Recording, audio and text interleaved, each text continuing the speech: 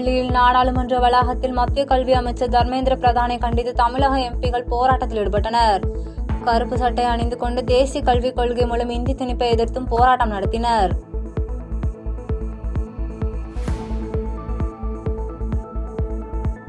தர்மபுரி மாவட்டம் ஆரூர் பகுதியில் 2.5 வயது குழந்தை உட்பட 4 பேரை திருநாய் கடித்து மருத்துவமனையில் அனுமதிக்கப்பட்ட சம்பவம் பரபரப்பை ஏற்படுத்தியது. தொடர்ந்து தகவல் அறிந்து மருத்துவமனைக்கு வந்த ஆரூர் காவல்துறையினர் பாதிக்கப்பட்டவரிடம் நடந்தது கேட்டறிந்த நிலையில் இதுகுறித்து போலீசார் விசாரணை மேற்கொண்டு வருகின்றனர்.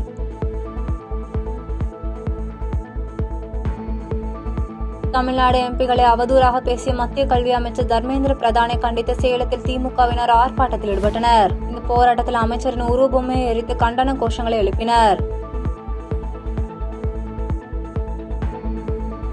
திருவள்ளூர் மாவட்டம் பாடி திருவள்ளீஸ்வரர் காலனி சேர்ந்த 94 வயதான சரோஜம்மாள் தனக்கு சொந்தமான இடத்தை ஆக்கிரமிப்பு செய்தவர்கள் மீது நடவடிக்கை எடுக்க வலியுறுத்தி மாவட்ட கலெக்டரிடம் மனு அளித்தார். தொடர்ந்து இந்த மனுவை பெற்றுக்கொண்ட கலெக்டர் இதற்கு உரிய நடவடிக்கை எடுப்பதாக தெரிவித்தார்.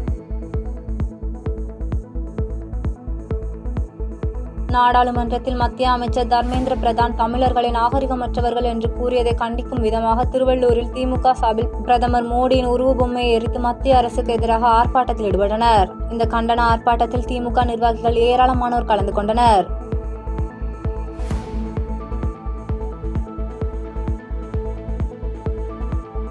நீலகிரி மாவட்டம் கூடலூர் அருகே பூங்கா அமைக்க 70 கோடி ரூபாய் நிதி ஒதுக்கீடு செய்யப்பட்ட நிலையில் தற்போது வனத்துறையினரின் எதிர்ப்பால் பூங்காவை இடமாற்றம் செய்வதை கண்டித்து அப்பகுதி மக்கள் கடைகளை அடைத்து ஆர்ப்பாட்டத்தில் ஈடுபட்டனர். இங்கு பூங்கா அமைத்தால் வியாபாரங்கள் பெருகி மக்களுக்கு வாழ்வாதாரம் உயர்வதாக அப்பகுதி மக்கள் தெரிவித்தனர்.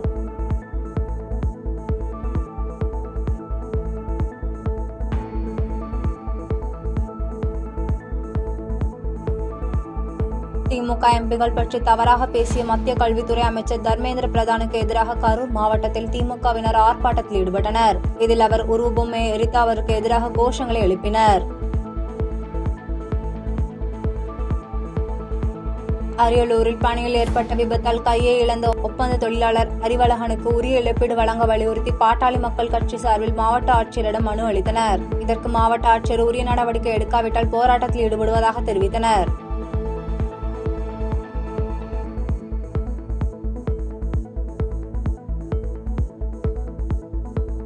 பெரம்பலூரில் புதிய பேருந்து நிலையம் வெளியே போக்குவரத்து இடையூறாக இருந்த ஆக்கிரமிப்புகளை போலீசார் அகற்றினர். மேலும் விதிகளை மீறி சாலைகளில் நிறுத்தும் வாகனங்கள் மீது ஆன்லைன் அபராதம் விதிக்கப்படும் என்று போலீசார் எச்சரித்த நிலையில் இந்த அதிரடி நடவடிக்கை பொதுமக்களிடையே பெரும் வரவேற்பை பெற்றது.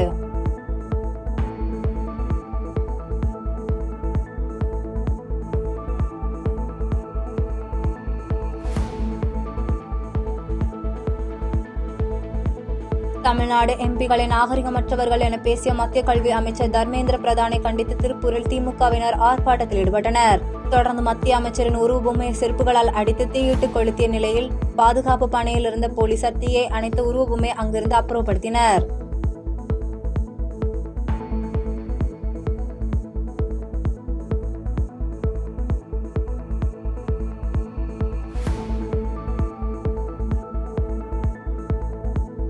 பாதகம் செய்பவரை கண்டால் நாம் பயம் கொள்ளலாகாது பாப்பா.